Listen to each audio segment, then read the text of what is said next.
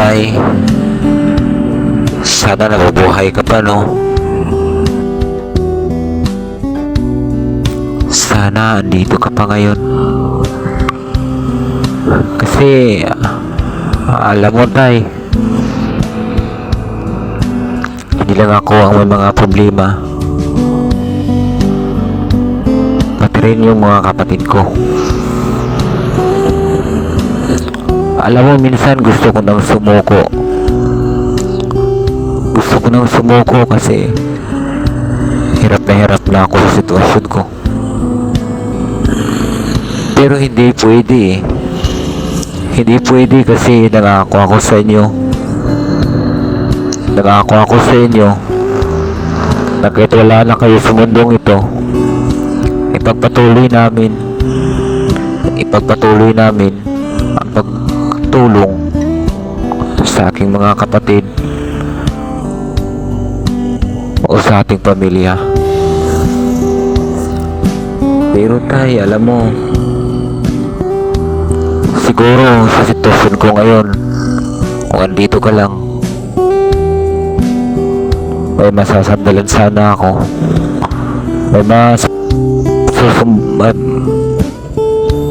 May mapagsasabihan sana ako sa aking mga problema na kinakaharap ko ngayon.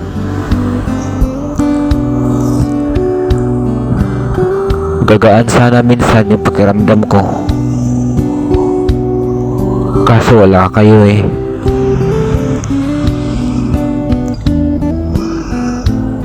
Pero ayos lang yan.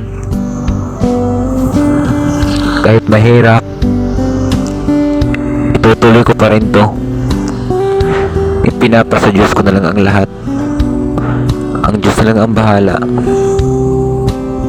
kung ano ang mangyayari sa tinatahak kong buhay ngayon.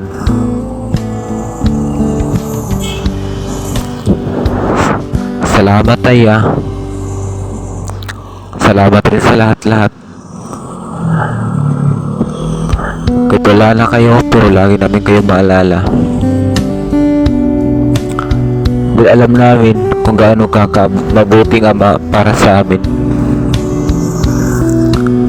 Kaya habang buhay, hindi ka rin namin makakalimutan. Ang sa akin man lang sana, kung nabubuhay ka pa, may malalapitan sana kami o ako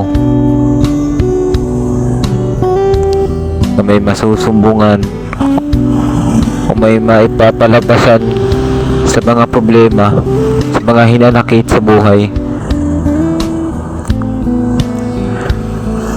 Pero wala na,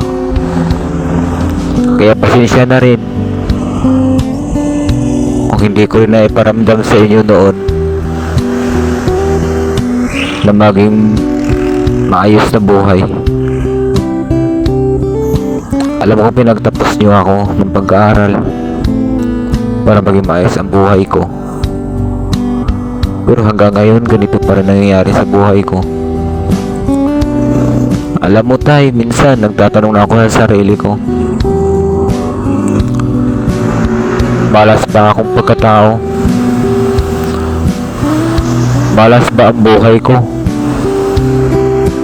Kasi kahit anong sikap ko na magtrabaho, pero hindi ko alam bakit ganito ang buhay ko. Sige na tay,